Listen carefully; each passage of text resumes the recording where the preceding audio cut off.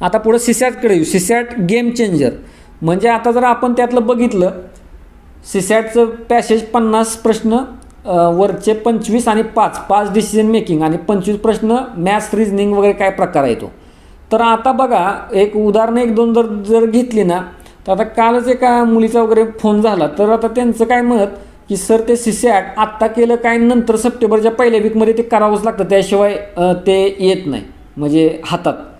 तर मान्य आहे ना, कबूल आहे, पण त्याचा अर्थ असा नाही की ते आत्ता नाही करायचं. हे धोकादायक आहे पूर्ण. तुम्हाला सांगतो गॅरंटेड प्रिलिम राहणार. ज्यांना 2-4 वर्षांचा अनुभव आहे आणि त्यांनी 19ला 18ला प्रूव्ह करून दाखवलं आहे, त्यांनी बाबा नंतर सुरुवात करूनच यश मिळवलेलं आहे, त्यांना ठीक आहे ना. तुमची अजून प्रिलिम सुटलेली नाही 3-4 वर्ष आणि तरी पण तुम्ही असं बोलता की मी ते तर घेणार आहे, म्हणजे पायावर कुऱ्हाड मारून घेण्यासारखं आहे ते. त्यामुळं ताबडतोब चालू करा ते. आता बघा 50, 25 आणि 5, तर त्या खरं आहे तो 50चा कॉम्प्रेन्शनचा भाग खूपच महत्त्वाचा आहे. आयोगाचेच पेपर वारंवार सोडवायला पाहिजेत. तो सुद्धा एक स्वतंत्र बोलण्याचा विषय आहे, ते तसं का करायचं आहे ते. पण काय लोक 25कडे त्या दुर्लक्ष करतात. मी जे म्हणलो मॅथ्स रिजनिंगकडे करू नका. त्याच्यातले 7 ते 8 टॉपिक असे आहेत, म्हणजे आता उदाहरण तर्क अनुमान, म्हणजे सर्व पेन्सिल आहेत, सर्व पेन्सिल कागद आहेत, म्हणजे जे तर्क अनुमान आहे किंवा ब्लड रिलेशन आहे, वयवारी किंवा तुलना, हे ह्याच्यापेक्षा उंच आहे तो त्याच्यापेक्षा कमी आहे ते म्हणा, किंवा इनपुट आउटपुट किंवा प्रोबॅबिलिटीवर सुद्धा परमिटेशन, ते काय एकदम बेसिक आहेत. ते कोण तर म्हणतं मला प्रोबॅबिलिटी आणि परमिटेशन कॉम्बिनेशन जमतच नाही. अरे जमत नाही, एकदम बघा तरी त्यामध्ये काय आहे, एकदम बेसिकचं विचारतात ते. म्हणजे इकडून इकडं जायला 22 रूट आहेत, म्हणजे बस आहेत, तर ते किती प्रकारे जाता येईल. मग हे काय एकदम बेसिकचं उदाहरण आहे, तुम्ही बघितलंच नाही ना कधीतरी तुम्ही एक प्रयोग करून बघा. तुम्ही जर जुने प्रश्न बघितले असले ना सीसॅटमधले सुद्धा, त्याच्या आधारित त्याच्यावर जर चांगली पकड असली तर इकडे 4-5 सुटतील तुम्हाला, म्हणजे येणाऱ्या पेपरमधले. तर हे कसं भविष्यात मी सांगतच जाईन. जे प्रयोग मी क्लासमध्ये केले ते त्यातले काय एक सॅम्पल प्रयोग मी आणणारच आहे या यूट्यूबच्या माध्यमातून. मग कळेल ते बोलतोय ते काय तथ्य आहे का नाही त्यामध्ये, पण त्याला मर्यादा आहेत ना सगळ्याच. पण मी सांगतोय त्यामध्ये काय तर तथ्य हे लक्षात घ्या तुम्ही.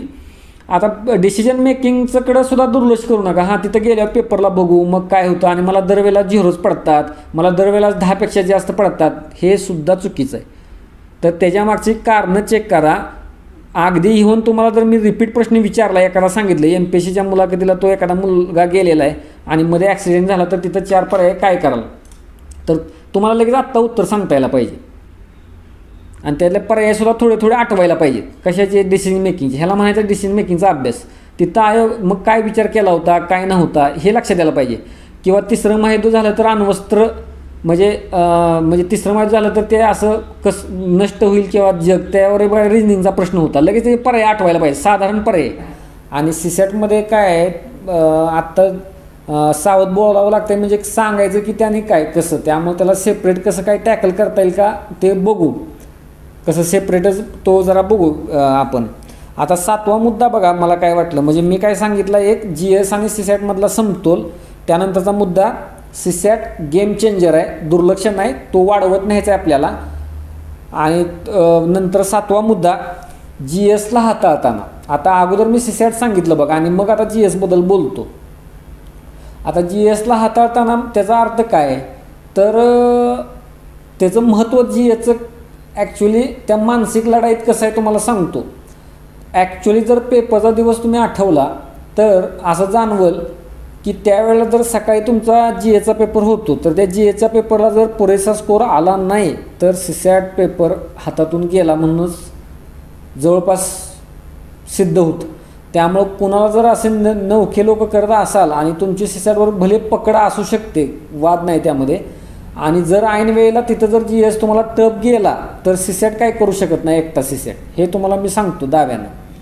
म्हणजे बऱ्याच लोकांना किमान 80 मार्क असतात आणि मग सीसॅटला 150+ असतात, आणि त्यावेळेला मग ते कुठंतरी तिथं गॅरंटीनं बाबा यश मिळवू शकतात. पण ही रेअर केसेस आहेत, अपवादात्मक केसेस आहेत, हे लक्षात घ्या तुम्ही. त्यामुळं ज्याचा स्कोअर 100 स्कोअर आहे GSला, तो सीसॅटला त्याला ते GSमधली ही मार्क एज देऊन जातात, तो मानसिकदृष्ट्या सक्षम राहतो. चुकून जर तुमच्या सिली मिस्टेक GSला झाल्या असल्या तर त्या सीसॅटवर त्याचा नक्की दुष्परिणाम होतो. आणि मी बोललो ना मग मानसिक लढाई कधी कधीपर्यंत असते, तर तिथंपर्यंत आहे ती लढाई, हे लक्षात घ्या तुम्ही. हां, म्हणजे अगदी मी ते एक्झाम हॉलच्या सुरुवातीचं सांगितलं, अगदी 3:50 4:50 ते 5चं सांगितलं. तर GSला हाताळत असताना इथून पुढं तुम्ही कसं गेलं पाहिजे की तुमची एक्सपेक्टेड टॉपिकची जी रिव्हिजन आहे ती मॅक्झिमम वेळा व्हायला पाहिजे. मी कुठल्या तरी अन्य व्हिडिओमध्ये सुद्धा बोललो असेल बघा की जे सामान्य टॉपिक आहेत ना त्याच्यापेक्षा जास्त, मग एक्सपेक्टेड टॉपिक काय, तर ते आपण ते आता मी जास्त काळ तुम्हाला व्हिडिओ बघावे अशी माझी इच्छा नाही आहे, पण एक ते मुलांची तशी मागणी आहे म्हणून एक वेगात मी ते जरा कव्हर करण्याचा प्रयत्न करीन. म्हणजे ते तुम्ही जे जुन्या पेपरवरून आपल्याला काय ट्रेंड कळतो आणि ते तुम्ही कशावर भर द्यायला पाहिजे, तर GSमध्ये आपण ते बघू आणि ते तुम्ही सुद्धा स्वतःसुद्धा करू शकता. तुम्ही तसं करा आणि ते जास्त वेळा कसे रिवाईज होतील ह्याकडे जरा तुम्ही लक्ष द्या.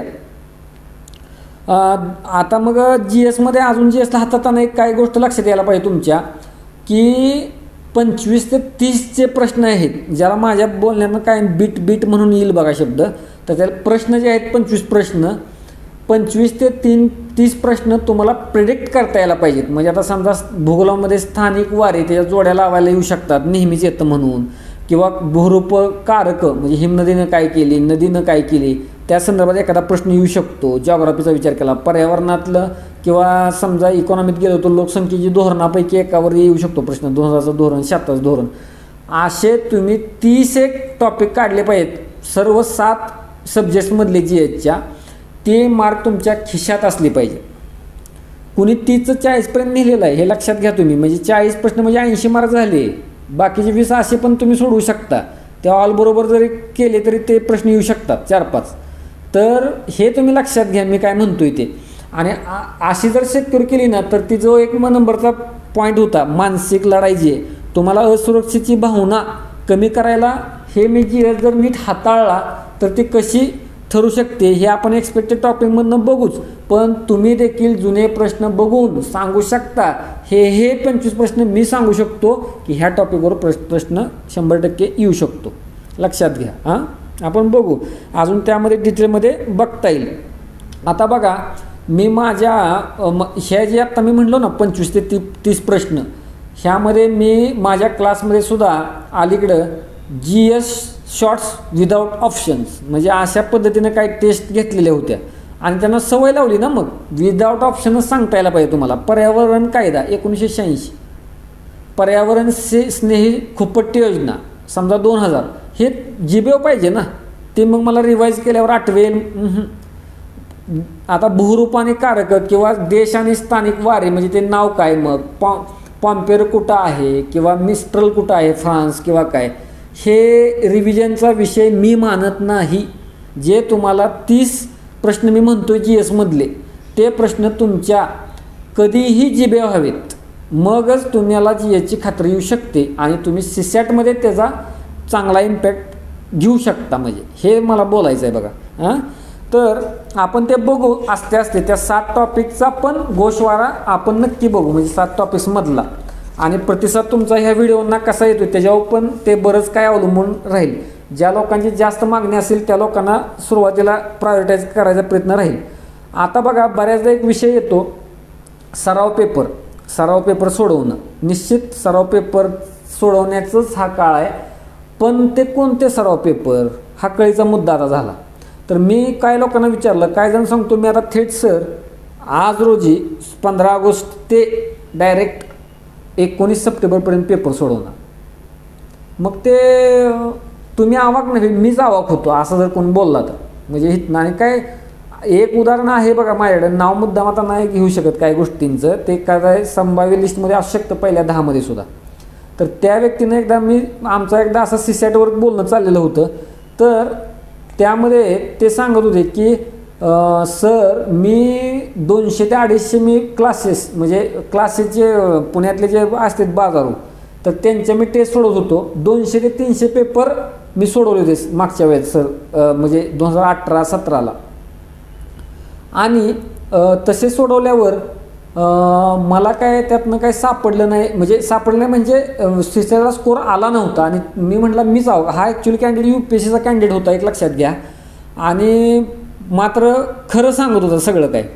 तर नंतर मात्र मी काय केलं, आयोगाचे पेपर्स 19ला फक्त सोडवले आणि 20 ते 30 वेळाच ते सोडवले. म्हणजे 200तनं डायरेक्ट 1 ते डिजिट काढा शेवटचं एककाच, म्हणजे 20 ते 30 पेपर. आणि इकडं सराव टेस्ट क्लासेसचे 200 ते 300 आणि म्हणजे लिटरली म्हणजे ते खरं सोडवले आहेत, लक्षात घ्या. तर त्याचा उपयोग झाला नाही. लक्षात घ्या, पैशाचा बाजार आहे इथं चाललेला आहे क्लासेसचा, तुमच्या भावनांशी खेळलं जातं. म्हणजे मी तर असं बघितलं त्याच्या झेरॉक्स दुकानांमध्ये, मी स्वतः एक दोघांना भेटलो, कुणाला कळत असेल बघा, म्हणजे इकडं कुठं इकडं, हां मी असतो, मी लायब्ररीत फिरतो, मी ते झेरॉक्स दुकानावर असतो. आणि ते पण कारण होतं यूट्यूबवर न येण्याचं. हे एक कारणं सांगतो तुम्हाला.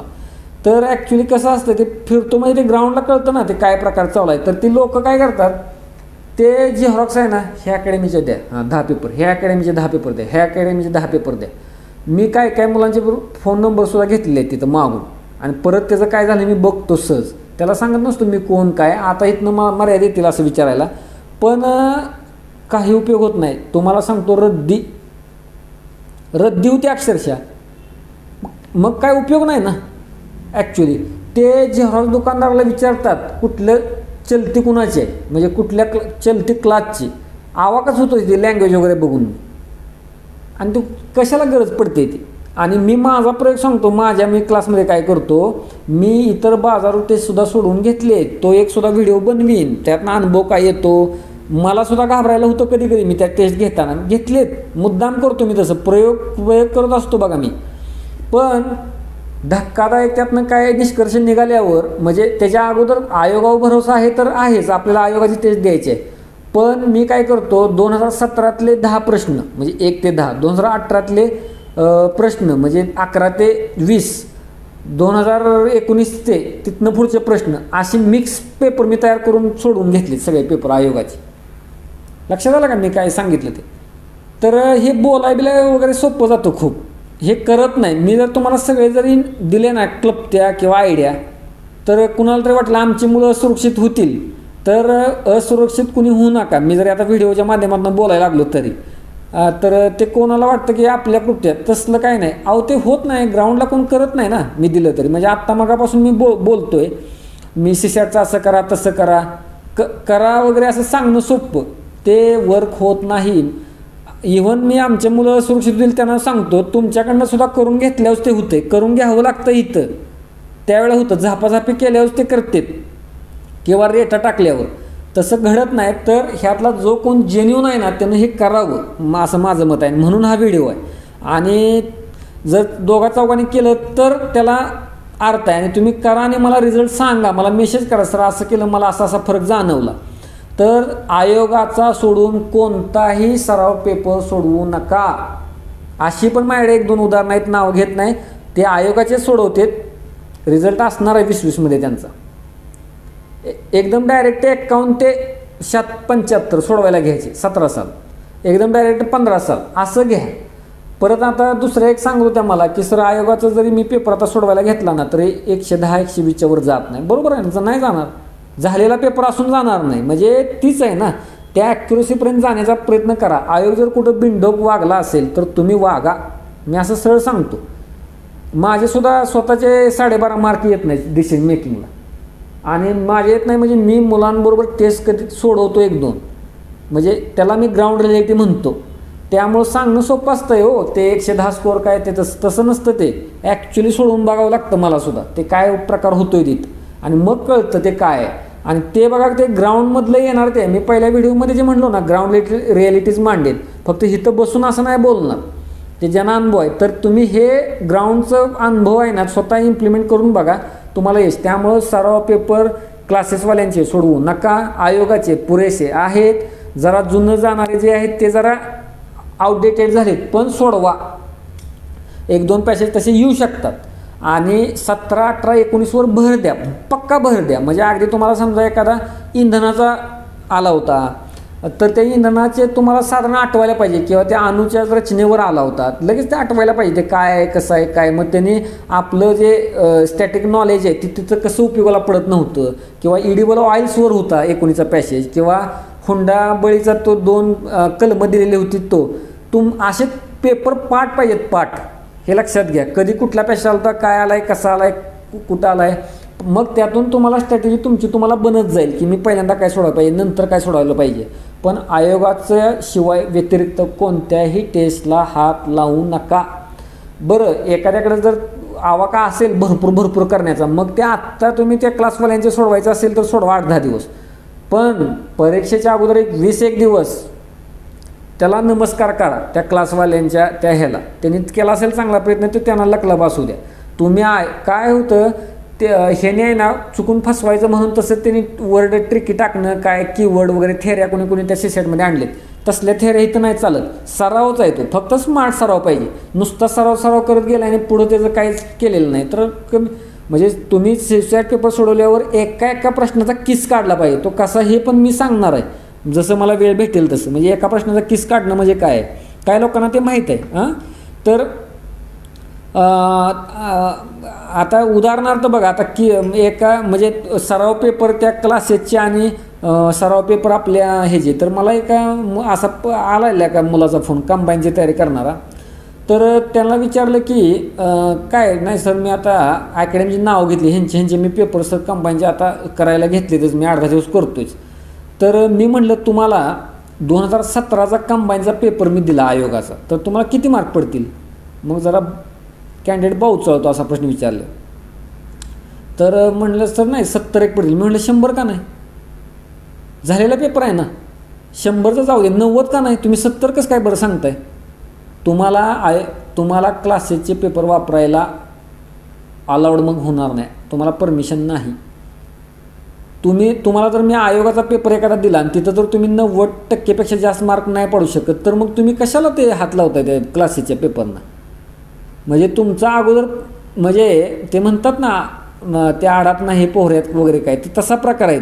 आयोगाचंच तुम्हाला आधी जमीन झाले आणि कशाला ते आणून ठेवलेत बंडल. तर हे लक्षात घ्या सराव पेपरबाबत. हा आपला 8वा मुद्दा होता. 9वा मुद्दा मी सुरुवातीच्या मुद्द्यात बोललो आहे की यूट्यूबचं जे चक्र आहे ना ते तोडा. यूट्यूबचं जरी मी यूट्यूबवर बोलत असलो तरी ते पु ल देशपांडेंचं बघा, ते त्या बटाट्याची चाळमध्ये मौन व्रतावर कोणतरी सांगत होता आणि मौन कसं पकडावं ह्याच्यावर त्यानं 1-1.5 तास व्याख्यान दिलं. तर असं कॉन्ट्रॅडिक्टरी जसं आहे, तरी आता मी हे यूट्यूबच्याच माध्यमाने बोलतो आहे. ते झिरोला आणा व्हिडिओ बघणं अतिशय धोकादायक आहे आणि ते तुम्हाला एकदा रसातळाला पोचवेल. काही लोकांना त्यानं पोचवलेलं आहे आणि तुम्हीसुद्धा पोचाल. ठरवून सुरुवातीला मी 2 तास मोबाईल बघणार नाही, स्विच ऑफ, बघू नका. परत ते वाढवत 3 तास 4 तास 10 तासापर्यंत न्या. तुम्ही म्हणा 10 तास वापर नव्हे, 10 तास वापरणार नाही असं करा. ते का तर बरेच वापर नाही, मी आकडा पण नाही सांगू शकत, इतकी दयनीय अवस्था आहे. म्हणजे रात्री हे करून अगदी रात्री पण चॅटिंग करत बसलेले असते. सगळं ते कल्पना असते मला. म्हणजे मी बघत असतो हे काय प्रकार चाललेला आहे काय. म्हणजे आमचासुद्धा एखाद्या रिप्लायला प्रॉम्प्ट रिप्लाय एखाद्याचा येतो, हातातच मोबाईल आहे ना, ते लक्षातच येतं ते लगेच. तर हे धोकादायक आहे. किती पण चांगला तुमचा अभ्यास होतो, टेस्टला परफॉर्मन्स असू दे, कॉन्सन्ट्रेशन लूज होणार आणि गंटांगळ्या खाणार तुम्ही, हे लक्षात ठेवा. त्यामुळं हे यूट्यूबचं चक्र मोडा. एक वेळा असं करा बघा की भले तुम्ही अभ्यास नका करू पण मोबाईल घेऊ नका हातात, हे तुम्ही करा. मग ते काय करायचं ते करा ते तुम्ही, त्याच्यावर आता मी काही जास्त सांगू नाही शकत. आणि अगदी मी तर बघा तुम्हाला सांगेन असंच की आत्ता तुम्ही 2 तास मोबाईल वापरणं, नंतरच्या काळात 1 तास आणि नंतर मग 1 सप्टेंबर ते 10 सप्टेंबर 15-20 मिनटं मोबाईल वापरणं आणि शेवटच्या आठवड्यात नो मोबाईल हे करा. तर ते तुम्ही करायचं. आणि मोबाईलवर सुद्धा बघा खूप बोलता येईल, म्हणजे त्याच्यावर सुद्धा लोकांचं आलेलं आहे, ते बघू आता कधी. पण ते असं काय बघा व्हिडिओ करण्यात काही इंटरेस्ट नाही आहे, ते म्हणजे कामाकडेच यायला पाहिजे ना.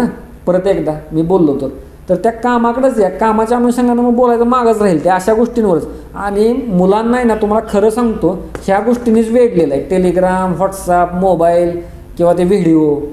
तर ते त्यातून बोध घ्या. आणि लहान नाही आणि एक पण म्हणजे काय म्हणतो लास्ट बट नॉट लिस्ट तसा मुद्दा. तर ही काय अभ्यासाची निगडीत नाही, पण तुमचा पहिला जो मुद्दा मी सांगितला होता की खरी लढाई मानसिकतेची, आणि आत्ता शेवटचा मुद्दा त्याचं जास्त कोरिलेशन बांधता येईल, म्हणजे रिलेशन बांधता येईल की काय की आहार, व्यायाम आणि विश्रांती हे त्रिसूत्र त्रिसूत्रीच आहे बघा कॅन्डिडेटची. काय? आहार, व्यायाम आणि विश्रांती. तर माझ्यासारखा माणूस असं सांगायला लागल्यानंतर मग कुणाला आश्चर्य वाटतं. म्हणजे आमच्या क्लासमध्ये सुरुवातीचं लेक्चरलाच हे लेक्चर असतं आणि लोकांचं मी टाईम टेबल डेली घेतो क्लासमधल्या मुलांचं. ते आजसुद्धा येतं ते. आणि कमी मुलं असल्या बघा ते कॉन्सन्ट्रेशन करता येतं ते. तर त्यामध्ये त्यांना सांगितलं कंपल्सरी तुमचा किमान 15 मिनटं वेळ व्यायामाला. हे काय 15 मिनटं व्यायाम नसतो, पण हातवारे करा, ते मान इकडे तिकडे करा. म्हणजे ते तुम्ही तर मॅनेचा व्यायाम बघू शकता किंवा ते तुम्ही कंपल्सरी आहे 15 ते 20 मिनटं अर्धा तास व्यायाम. आणि जो बघा म्हणतो ना मी 10-12 तास 12 तास 14 तास अभ्यास करतो आणि मी तुमचं वेळापत्रक 3-4 दिवस पाठवायचं सांगतो आणि त्याच्यामध्ये तिथं आणि त्यांना सांगतो सगळं डिटेल असलं पाहिजे, जेवणसुद्धा. तर त्यामध्ये जर व्यायामाला जागा नसेल ना तर त्याच्या 10-12-14 तासांना शून्य उपयोग. तुम्हाला सांगतो ते आउटपुट देत नाही ना. जरा ज्यांचं वय 22, 21, 23 आहे त्यांचं एक ठीक आहे, त्यांना मान्य करतो त्यांच्याकडे. पण ज्यांचं वय 24 वर्षाच्या पुढं आहेत आणि ते दावा करतात 14 तास मी बसतो, तर त्यांना तुमचं मेमरीतलं उतरणार नाही. मग तुम्हाला आहार, व्यायाम आणि विश्रांती शोधायला पाहिजे तुमचे डाऊट्स. म्हणजे तुमचं जे फेल्युअरचं काहीतरी गोष्ट आहे ते हिथं शोधा. मग आहारामध्ये काय, मग मी काय सांगत बसणार नाही ते फळच खावा वगैरे काय, पण ते पाणी जास्त प्या. पाणी तुम्हाला जे स्लगिशपणा जो आलेला असतो तो घालवेल. म्हणजे मध्ये आधी पाणी पिऊन बघा, वाढवून बघा, त्याचा रिझल्ट बघा. ते आहारामध्ये येऊ द्या. आणि म्हणजे काय खाऊ नका ना. काय लोकांना म्हणजे ज्यांना डोहाळे लागतात काय हिथून पुढं 15 दिवसात नंतर म्हणजे साधारण समजा किमान 31 ऑगस्ट नंतर सुद्धा तर तुम्हाला ज्या आवडीच्या गोष्टी आहेत ना, म्हणजे जर नाही मला खायचंच आहे किंवा काय, एखादं कोणीतरी बघा तत्वज्ञानं बोललेलं आहे की तुम्हाला जर असं इच्छा होत असेल ना मला हे खाल्लं पाहिजे, मला ते खाल्लं पाहिजे, तर समजायचं तुम्ही देहहीन आहात. 100% सांगतो. असं जर होत असेल तुमच्या जळी स्थळी काष्टी पाशानी आपला सिलेबस 7 टॉपिक GS CSAT हेच दिसलं पाहिजे आता महिनाभर. त्याशिवाय काही नाही, बिलकुल काही नाही. सगळीकडे घोंगवायला पाहिजे आपल्यात क्वेश्चन पेपर हे ते आपला त्यात आणि त्यात बुडून असा. मग तुम्हाला काही सुचणारच नाही ना दुसऱ्या गोष्टी. आणि त्या जर दुसऱ्या गोष्टी सुचत असल्या कुठलाही मोबाईल वापर किंवा काय कुठलं कसं, तर समजायचं की आपण रसातळाला चाललो आहे. त्याला माझ्यासारख्याचा व्हिडिओ, माझ्यासारख्याचा गायडन्स किंवा कोण मेंटार शून्य आहे त्या पुढं. हे लक्षात घ्या. आहाराचं, व्यायामाचं मी सांगितलं. व्यायामाशिवाय काय नाही. काय म्हणजे अगदी 20, 22, 24 करत नाहीत व्यायामसुद्धा. म्हणजे भले काय लोक संध्याकाळी करते, करू दे, कधीतरी करू दे, पण ते करू दे. तुम्ही व्यायाम करा. नसेल करायला तर चालू करा 10-15 मिनटं. ते बघा तुम्हाला त्यात काय इफेक्ट जाणवतोय का किंवा काय. किंवा ज्यांचं आत्तापर्यंत ज्याला गॅरंटी होती मी बुडणार म्हणजे ह्या वेळेला नाहीच पास होत, म्हणजे त्याला वाटायला चालू होतं ॲक्च्युली आत्तापासूनच. आता महिना राहिला, हळूहळू मनात भावना यायला चालू होती. तर त्याला प्रतिकार करणारी म्हणजे जसं आपलं त्या करोनाचं आता म्हणतात बघा हर्ड इम्युनिटी किंवा ते प्रतिपिंडे तयार होतात किंवा इम्युनिटी पॉवर तयार होते, तशी त्याला तुम्ही अशी इम्युनिटी पॉवर तयार करा. कशाला? त्या तुम्हाला हाणून पाडणाऱ्या विचाराला. तर त्याच्यावर हवे अनुदय विचार नाही मी करणारच. आणि बघा मी नेहमी सांगतो तुमचा दैनंदिन व्यवहार जोपर्यंत बदलत नाही तोपर्यंत तुम्हाला मोठा बदल दिसणार नाही तुमच्यात. म्हणजे काय, तुमचा कालपर्यंत तुम्ही आज आता 15 ऑगस्ट नंतरचं तुम्ही ह्यात फरकच असला पाहिजे हो. आणि तुमचं जिकडं तिकडं बघा उत्कृष्टता पाहिजे म्हणजे ज्या त्या कामात. म्हणजे ते काय एखादा म्हणेल म्हणजे एखादा मी त्या कामात असा ढिसाळ असतो किंवा काय असतो, जिकडं तिकडं तुमची उत्कृष्टता दिसली पाहिजे. आणि तर बघा ते यश येईल. आणि दैनंदिन व्यवहार बदलला पाहिजे. मग नसेल व्यायाम कर तर करा ना, मग नसेल ते शिस्त लावता येत शरीराला ते लावा ना मग. तर ही गोष्ट आहे बघा. आणि हे आज सांगायला मग औचित्य आहे म्हणजे आजचा दिवस आणि चांगला पण आहे. संकल्प सोडा 15 ऑगस्ट आणि सिरियसली काय हे वर घेऊ नका. मग काय उपयोग नाही तो ताबडतोब पिणं. म्हणजे बघा मी आणि हे एक सुद्धा परवलीचा शब्द असतो ताबडतोब, त्वरित गती आणि तत्काळ. तिथल्या तिथंच लागू झालं पाहिजे तर बघा काय तर तुम्हाला आउटपुट भेटेल. मग आहार, व्यायाम आणि विश्रांती. आता विश्रांती काय, तर आता माझ्याकडे अशा पण आहेत स्टुडंट म्हणजे एकदा 2 वाजेपर्यंत जागणार, एकदा 4 वाजेपर्यंत रात्री जागणार आणि परत एकदा 12ला आणि 3ऱ्या-4थ्या दिवशी मेशिन सर माझी आज तब्येत नसल्यामुळे मी टेस्ट देऊ शकत नाही. तर तुम्हाला कोणाला अनुभव आला असेल बघा हा. आणि माझा कशाला रिप्लाय नसेल आला पण तब्येतीच्या संदर्भात कोणाला मेसेज आला ना मग तात्काळ त्याला बघा रिप्लाय असतो. का तर ती गंभीर गोष्ट आहे. आणि तुमची तब्येत तुम्हाला सांभाळता येत नाही, मग तुम्ही कसा जिल्हा सांभाळणार आणि तालुका सांभाळणार? मी डायरेक्टच बोलतो ना. म्हणजे तुम्हाला तुमचे कळत असतं आपण इथं काळजी ही घेतली पाहिजे, नाही तर आपण अडचणीत येऊ शकतो, तिथं अडचणीत येऊ शकतो. तर अशी पण काय टक्केवारी नाही मला डिटेल सांगता येणार, पण तब्येतीनं घाण केल्यामुळं त्यांना प्रिलिम गमवावी लागणारी अशी उदाहरणं आहेत, नक्की आहेत. आणि आत्ताचा तर काळ धोकादायक काळ आहे, तुम्हाला माहीत आहे त्या कोरोना वगैरेचा. त्यामुळं विश्रांती नसेल मग गोत्यात येणार ना. आणि तुम्ही 2 वाजता जागला 4, कोण तर सांगतं मला झोपच लागत नाही, ती सवय लावा ना.